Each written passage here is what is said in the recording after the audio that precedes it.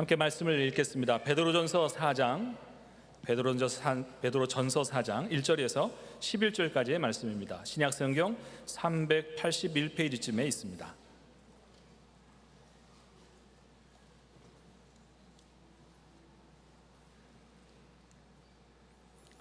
베드로전서 4장 1절에서 11절까지의 말씀을 저와 여러분이 한 절씩 교독하겠습니다.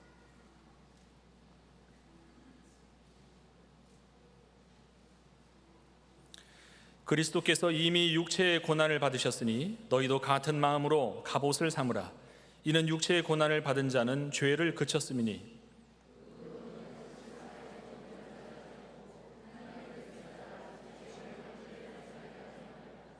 너희가 음란과 정욕과 술 취함과 방탕과 향락과 무법한 우상 숭배를 하여 이방인의 뜻을 따라 행한 것은 지나간 때로 족하도다.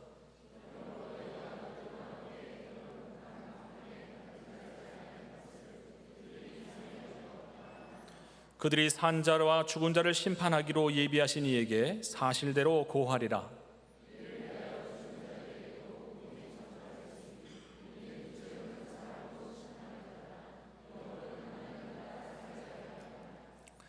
만물의 마지막이 가까이 왔으니 그러므로 너희는 정신을 차리고 근신하여 기도하라.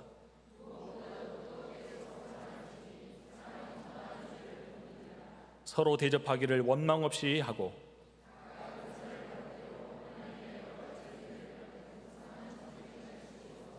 함께요. 만일 누가 말하려면 하나님의 말씀을 하는 것 같이 하고 누가 봉사하려면 하나님이 공급하시는 힘으로 하는 것 같이 하라.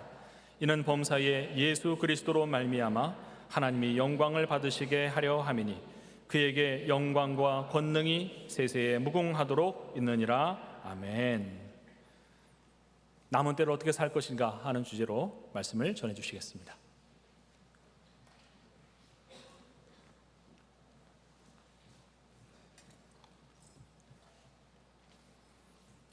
만나뵙게 돼서 반갑습니다. 제가 조금 낯선 분들도 계실 것 같아서 간단히 제 소개를 하겠습니다. 제 이름은 김대로이고요. 이름만으로 따지면 아마 세대로교회에 가장 잘 어울리는 이름 중 하나가 아닐까 싶습니다. 사실 저는 성서 유니온이라는 선교단체에서 매일 성경이라는 큐티책을 만들면서 세대로교회를 출석하고 있었는데 너무나 감사하게도 3년 전부터 교회에서 제게 청년 2부와 수요 예배 설교로 섬길 수 있는 기회를 주셨습니다. 그리고 지난달부터 저는 제가 속한 선교단체에서 이제 북서울 지역을 담당하는 총무로, 지부 총무로 발령을 받아서 13년 동안 일했던 편집부를 떠나 이제 현장 사역을 하고 있는데 그동안 제가 교회에서 협동 목사로 배우고 훈련한 것들이 많은 힘과 도움이 되고 있습니다. 세대로교회의 김대로인 것이 참 감사하고 또 밖에 나가서도 자랑스럽게 소개합니다. 오늘 또 이 자리에서 여러분과 말씀을 함께 나누게 된 것을 기쁘고 감사하게 생각합니다. 인류 역사는 예수님의 탄생을 기점으로 BC와 AD, 즉 기원 전과 기원 후로 나뉩니다. 마찬가지로 우리 개인의 역사도 예수님을 기점으로 믿기 전과 믿고 난 후로 나눌 수 있는데 베드로전서는 이것을 전에는과 이제는 이라는 말로 예수님 믿기 이전과 믿고 난 이후를 구분하고 있습니다. 베드로전서 2장 10절 말씀을 좀 화면으로 띄워주시면 같이 읽도록 하겠습니다. 베드로전서 2장 10절 말씀 함께 읽겠습니다. 너희가 전에는 백성이 아니더니 이제는 하나님의 백성이요 전에는 긍휼을 얻지 못하였더니 이제는 긍휼을 얻은 자니라. 베드로전서 2장 25절에서도 전에는 우리가 길 잃은 양과 같은 신세였는데 이제는 목자에게로 돌아온 양이 되었다고 말합니다. 예수 그리스도를 믿음으로 말미암아 우리와 하나님과의 관계가 변화됩니다.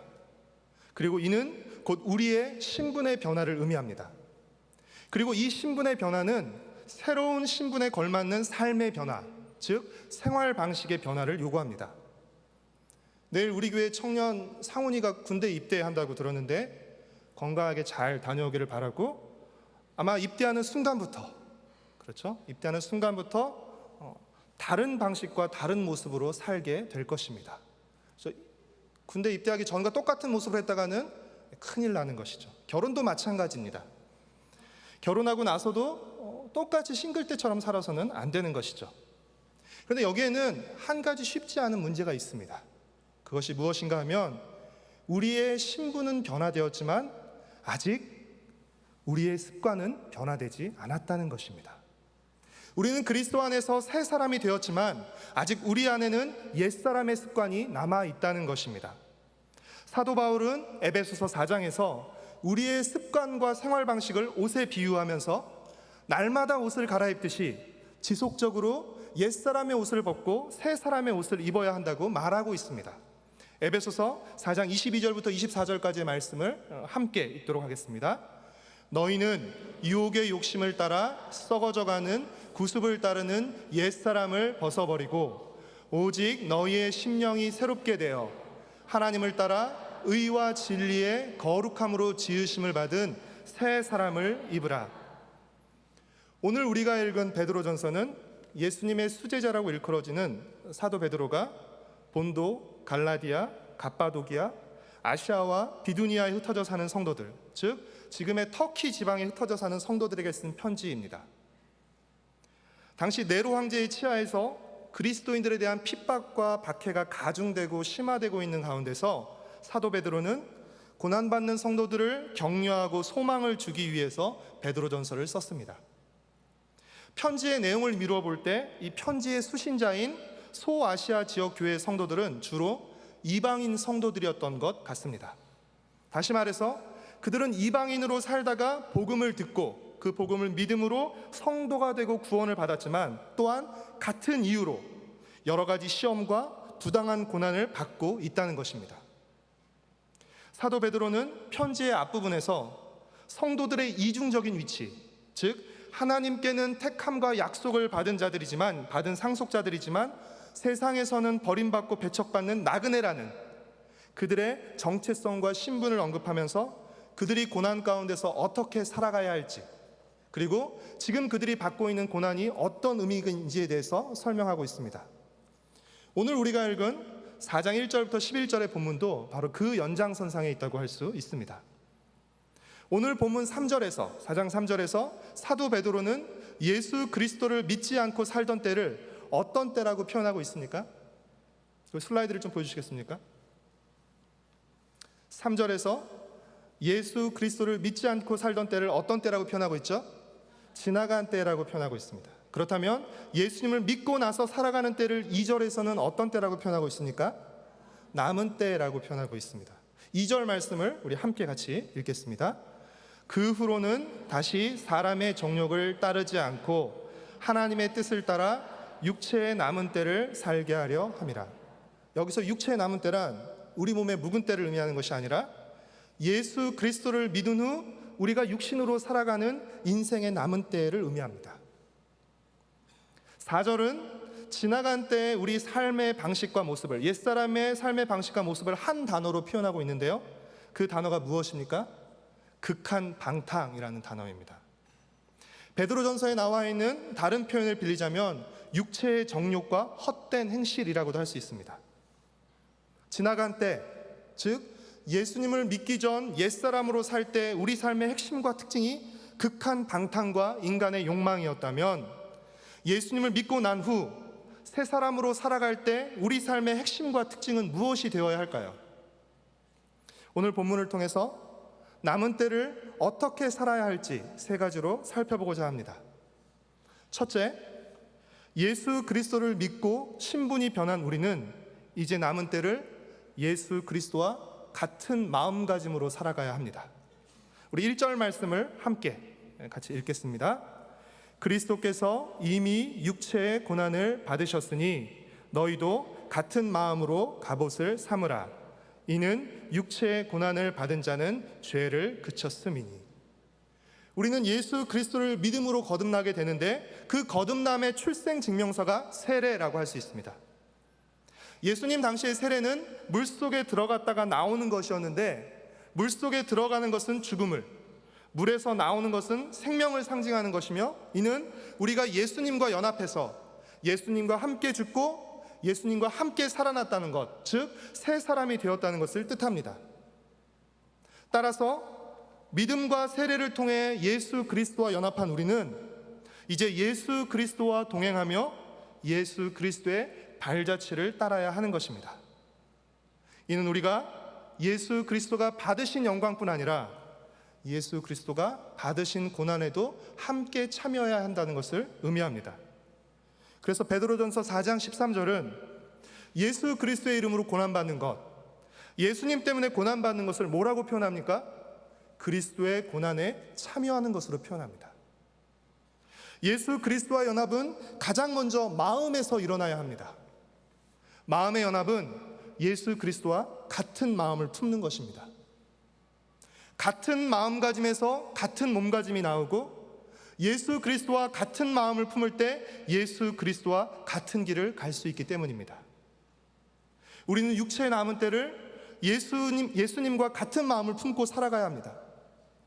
예수님은 우리의 구원의 근거, 즉 신앙의 대상이실 뿐 아니라 구원받은 우리 삶의 본, 즉 신앙의 모범이시기도 하시다는 사실을 잊지 마시기 바랍니다. 예수님은 구원받을 때만 필요하신 분이 아니라 구원받고 나서도 우리에게 필요한 분이시라는 것입니다. 따라서 우리는 신앙의 대상이신 예수 그리스도를 믿고 감사하는 것으로 그쳐서는 안 되고 신앙의 모범이신 예수 그리스도를 본받고 따라가야 하는 것입니다. 예수님과 같은 마음을 품어야 예수님과 같은 길을 갈 수 있고 예수님과 같은 길을 갈 때 예수님과 같은 목적지에 도달할 수 있는 것입니다. 둘째, 예수 그리스도를 믿고 새 생명을 얻은 우리는 이제 남은 때를 육체의 정욕이 아니라 하나님의 뜻을 따라 살아가야 합니다. 2절과 3절 말씀을 같이 읽겠습니다. 그 후로는 다시 사람의 정욕을 따르지 않고 하나님의 뜻을 따라 육체의 남은 때를 살게 하려 함이라. 너희가 음란과 정욕과 술 취함과 방탕과 향락과 무법한 우상 숭배를 하여 이방인의 뜻을 따라 행한 것은 지나간 때로 족하도다.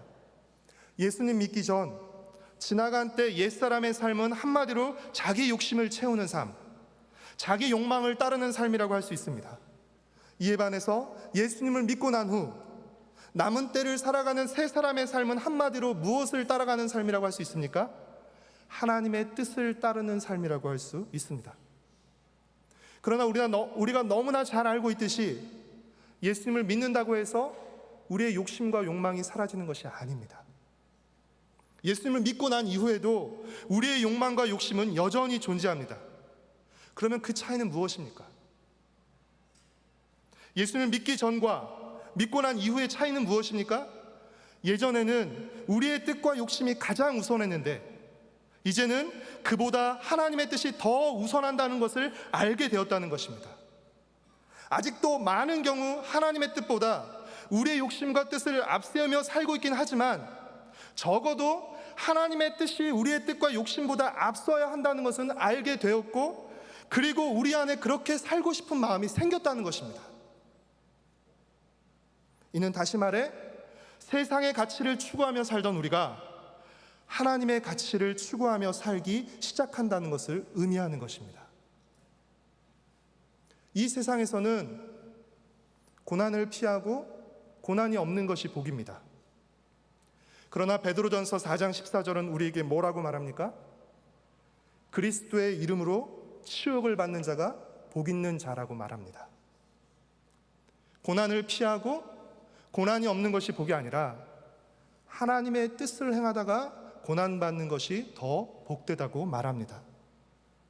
그 이유가 무엇입니까? 우리의 안락보다 하나님의 뜻이 더 우선하는 가치이기 때문입니다. 그렇기에 하나님의 뜻을 행하다가 고난받는 것은 결코 부끄러운 일이 아니라 오히려 영광스러운 일인 것입니다. 우리가 진짜 부끄러워야 할 일은 무엇입니까? 고난을 받지 않으려고, 고난을 피하려고 하나님의 뜻을 행하지 않는 것입니다. 이것이 우리가 가장 부끄러워해야 할 일입니다. 우리는 남은 때를 하나님의 뜻을 우선하며 하나님의 뜻을 따라 살아가야 합니다. 셋째, 예수 그리스도 안에서 하나님의 크신 사랑과 은혜를 받은 우리는 이제 남은 때를 서로 뜨겁게 사랑하며 선한 청지기같이 봉사하며 살아가야 합니다. 8절부터 10절까지 말씀을 함께 읽겠습니다. 무엇보다도 뜨겁게 서로 사랑할지니 사랑은 허다한 죄를 덮느니라. 서로 대접하기를 원망 없이 하고 각각 은사를 받은 대로 하나님의 여러 가지 은혜를 맡은 선한 청지기같이 서로 봉사하라. 하나님은 우리 한 사람 한 사람을 다양한 모습과 방법으로 불러주셨지만 동시에 공동체로 불러주셨습니다. 베드로전서 2장은 예수님을 보배로운 모퉁이 돌에 비유하면서 우리 한 사람 한 사람 역시 그 돌에 연결된 돌 하나하나로 표현합니다. 그런데 하나님은 우리 한 사람 한 사람을 보배로운 산돌이신 예수님과 연결시킬 뿐 아니라 그렇게 연결된 우리를 또 연결하셔서 신령한 집을 만드십니다. 즉 하나님은 그리스도와 연결된 성도를 통해서 믿음의 공동체인 교회를 세우시는 것입니다. 이 믿음의 공동체는 어떤 곳입니까? 하나님을 예배하고 하나님의 영광을 선포하고 드러내는 신령한 집, 즉 성전일 뿐 아니라 하나님의 뜻을 우선하며 따르는 새로운 삶의 방식을 배우고 익히는 훈련소입니다. 또한 육체의 정욕을 따르며 살아가는 이 세상에 하나님의 뜻을 따르며 살아가는 거룩한 아름다움과 영광을 보여주는 견본 주택이기도 한 것입니다. 예수님을 믿기 전 우리가 가진 모든 자원은 어떤 일에 사용되었습니까? 나를 사랑하고 내 욕망을 채우는 데 사용되었습니다. 그러고도 항상 부족하고 모자랐죠.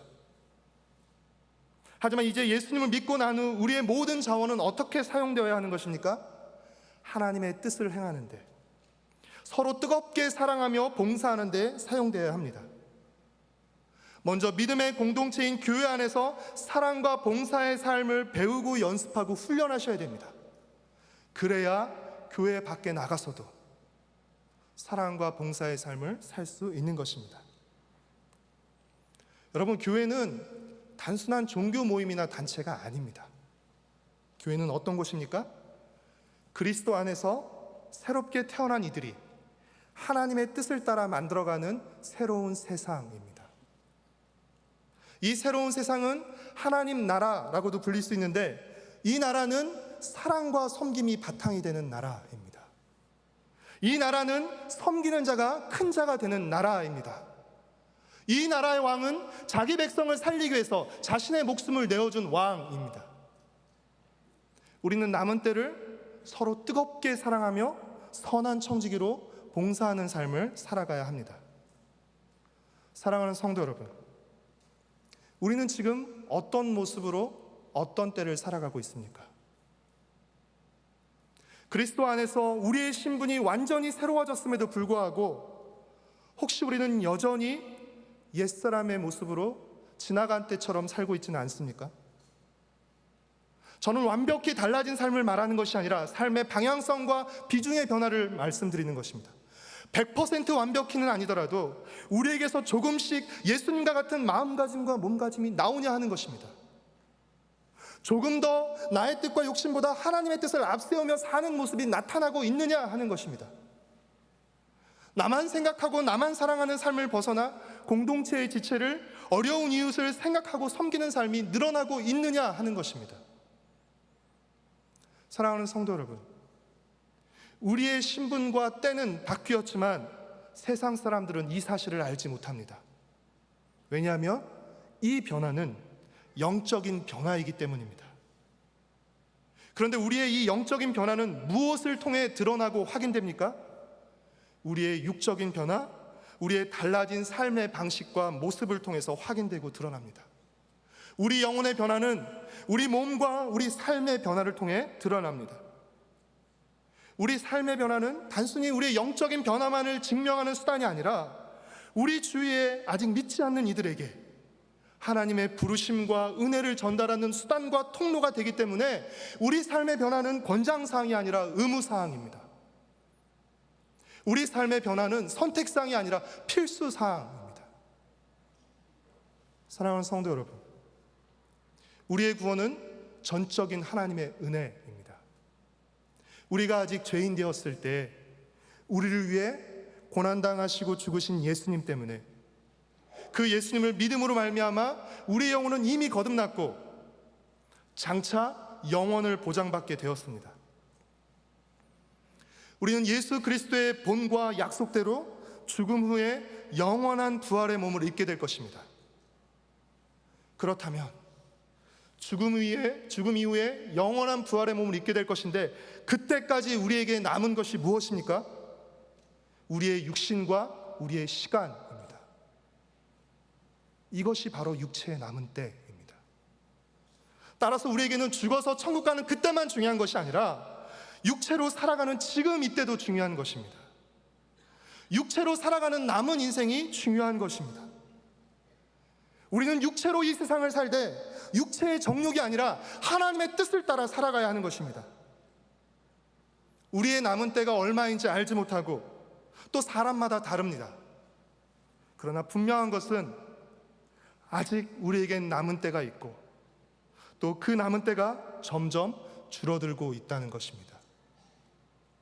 남은 때가 줄어들고 있다는 사실은 우리가 더욱 정신을 차리고 근신해야 할 이유이지만 동시에 기뻐해야 할 이유이기도 합니다.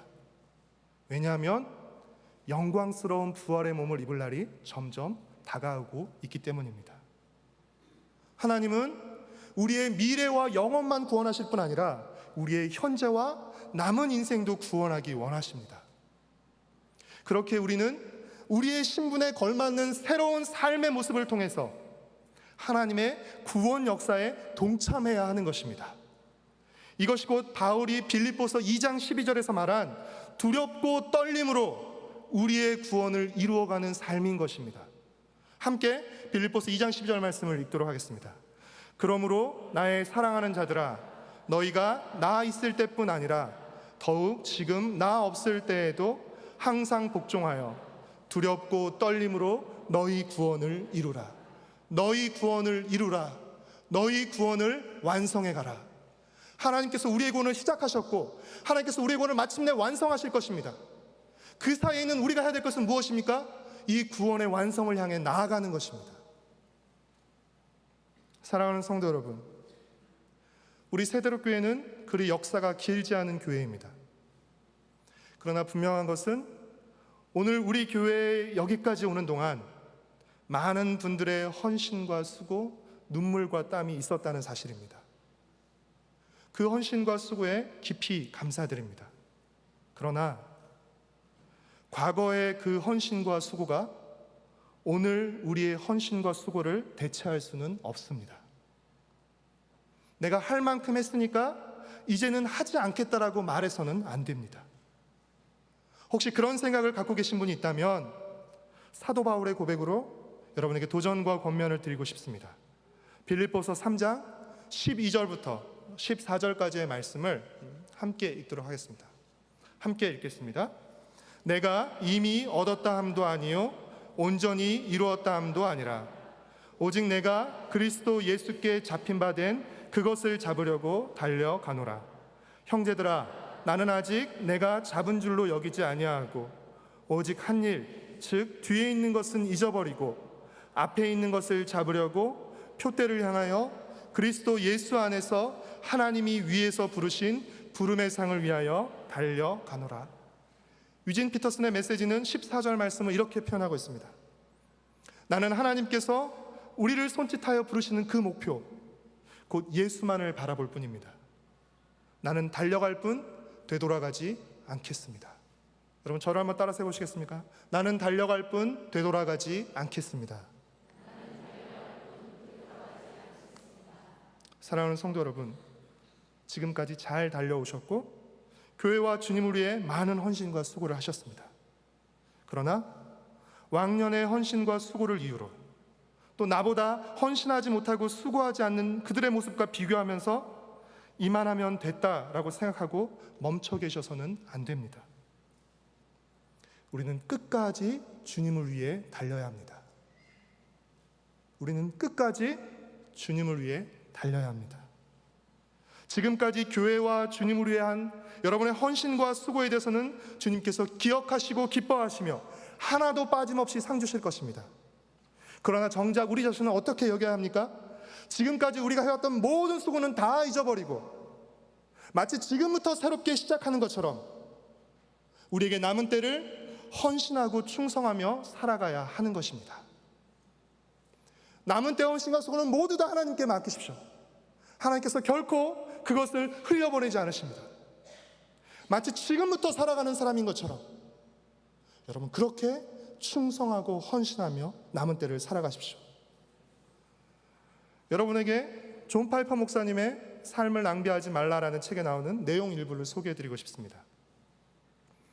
2000년 4월에 카메룬에서 있었던 평생 독신으로 살며 복음을 전했던 80세의 두 선교사 루비 엘리어슨과 로라 에드워즈가 환자들을 찾아 산악지역 마을을 운전하다가 자동차 브레이크 파열로 절벽에서 추락하여 직사한 사고를 소개하면서 존 파이퍼 목사님은 이렇게 말합니다. 이것은 비극이었는가? 절대로 그것은 비극이 아니다. 그것은 영광이다. 그 삶은 낭비되지 않았다. 그 삶은 헛된 것이 아니다. 그러면서 나는 어떤 것이 비극인지 당신에게 말하려고 한다. 나는 어떻게 사는 것이 당신의 삶을 낭비하는 것인지 알려주고자 한다면서 리더스 다이제스트라는 잡지에 실린 어느 한 부부의 이야기를 읽어줍니다. 잡지에 실린 이야기인데요. 그들은 5년 전 남편이 59세이고 아내가 51세였을 때 북동부에 있는 직장에서 조기 은퇴를 했다. 현재 그들은 플로리다에 살면서 소프트볼을 즐기며 조개 껍데기를 줍고 있다. 처음 이 글을 읽었을 때 나는 그것이 농담일 것이라고 생각했다. 아메리칸 드림을 풍자한 것이라고 여긴 것이다. 그러나 그것은 사실이었다. 불행하게도 그 아메리칸 드림은 이것이었다. 당신의 삶, 하나님께서 주신 유일하고 귀중한 삶이 끝나 창조주께 당신의 삶에 대해 설명하기에 앞서 당신 삶의 최후 위대한 업적이 소프트볼 놀이와 조개 껍데기 줍기가 되게 해보라. 심판의 위대한 날에 그리스도 앞에 서 있는 당신을 상상해보라. 보세요, 주님. 제 조개 껍데기 좀 보세요. 그것은 비극이다. 그런데 오늘날 사람들은 수많은 돈을 들여가며 그 비극적인 꿈을 받아들이라고 당신을 설득하고 있다. 거기에 대해 나는 이의를 제기한다. 그 꿈을 사지 마라. 당신의 삶을 낭비하지 말라. 유튜브에서 검색하시면 같은 제목의 설교 동영상도 보실 수 있습니다. 사랑하는 성도 여러분, 저는 지금 여러분에게 우리 모두가 선교사로 나가서 순교해야 한다고 말씀드리는 것이 아닙니다. 장차 하나님 앞에 서게 될 우리가 우리의 남은 때를 어떻게 살아가야 할지에 대해, 어떻게 사는 것이 더 가치 있고 영광스러운 것인지에 대해 여러분에게 말씀드리는 것입니다. 우리가 인생의 남은 때를 어떻게 살아야 하는지를 진지하게 생각해 보아야 한다라고 말씀드리는 것입니다. 이 세상에서는 우리가 얼마나 많이 벌고 얼마나 많이 소유하고 있느냐, 우리가 얼마짜리 집에 살고 얼마짜리 차를 타고 다니느냐로 우리 삶을 평가받습니다. 하지만 하나님 앞에서는 다릅니다. 하나님 앞에서는 우리가 주님을 위해 우리의 소유와 재능을 어떻게 사용했는지, 주님의 뜻을 행하기 위해서 우리의 시간과 재능과 물질을 얼마나 사용했느냐로 평가받게 될 것입니다. 우리가 얼마나 많은 세상의 영광을 누렸느냐가 아니라 주님의 이름으로 얼마나 많은 고난을 받았느냐로 평가받게 될 것입니다. 우리가 정말 부끄럽고 두렵게 생각해야 할 것은 무엇입니까? 주님을 위한 어떤 수고와 헌신도 없이 빈손으로, 존 파이퍼 목사님의 표현을 빌자면 주님과 아무 상관없는 조개 껍데기를 들고 주님 앞에 서는 것입니다. 우리 인생에 대해서 참되고 최종적이고 영원한 판결은 누구에게서 받는 것입니까? 우리 삶에 참되고 최종적이고 영원한 평가는 누구에게서 내려지는 것입니까? 하나님 앞에서 내려지는 것입니다. 여러분, 이 사실을 잊어서는 안 됩니다. 그런데 하나님의 그 평가 기준이 무엇이라고요? 하나님의 뜻입니다. 그렇기에 하나님의 뜻을 따라 행한 것들이 가장 가치 있는 것들이 되는 것입니다. 사랑하는 성도 여러분, 우리에게 있는 남은 때를 낭비하지 말고 주님을 위해 살아갑시다. 지난날의 헌신과 수고를 이유로 현재의 헌신과 수고를 중단하고 있는 분뿐 아니라 예수님을 주님으로 믿고 입술로는 고백하면서도 주님을 위한 어떤 수고와 순종도, 주님 나라를 위한 어떤 헌신과 충성도 없이 교회만 출석하시는 분들에게도 권면드리고 싶습니다. 여러분은 무엇을 가지고 주님 앞에 서시겠습니까? 교회를 출석하는 것은 교회를 출석하지 않는 것보다 100배나 나은 것입니다.